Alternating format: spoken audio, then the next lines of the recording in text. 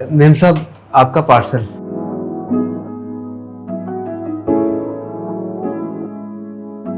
भैया कितने रुपए हो गए? मैम साहब 500 रुपये हो गए हैं। ठीक है,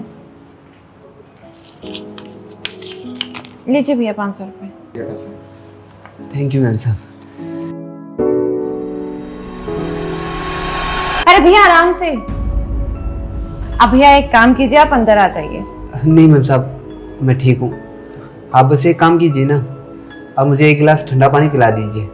बाहर गर्मी बहुत ज़्यादा हो चुकी है। मैं आपको पानी पिला दूंगी, एक बार अंदर तो आइए प्लीज। ठीक है मैम साहब।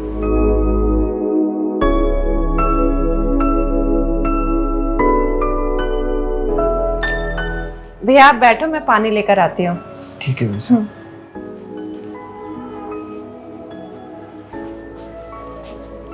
भैया पानी। थैंक यू मैम साहब।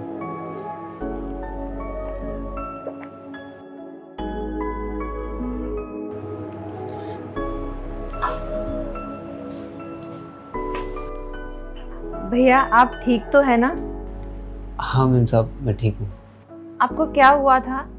वो मैम साहब क्या ना, मेरी तबीयत थोड़ी ख़राब थी और आज गर्मी भी बहुत ज़्यादा है, इसलिए थोड़े चक्कर आ गए थे।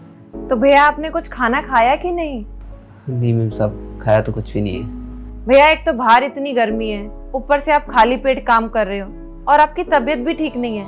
आपको जरा सा भी आइडिया है कि इससे आपकी तबीयत और बिगड़ सकती है? वो क्या ना मैम साहब, मैं यहाँ पे किराए पे रहता हूँ अकेला ही, और मेरा परिवार है वो गांव में रहता है। मुझे आज क्या कि जल्दी निकलना पड़ा काम के लिए, तो उस चक्कर में मैंने कुछ बनाया भी नहीं और खा भी नहीं पाया।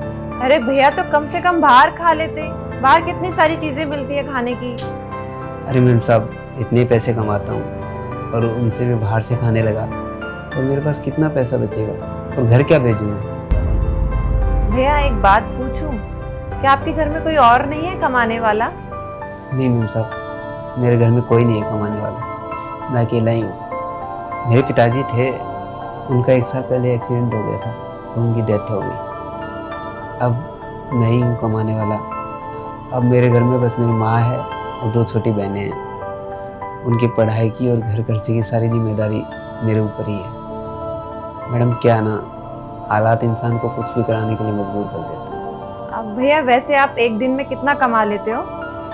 मैम साहब पूरा दिन मजदूरी करने के बाद में 400-500 रुपये बन जाते हैं। 400-500? अब भैया एक काम करो, आज आप रेस्ट कर लो।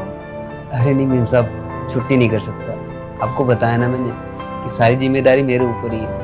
अरे नहीं नहीं भैया, मैं ये बोल रही हूँ, आप ये पैसे लो और आज आप रेस्ट करो।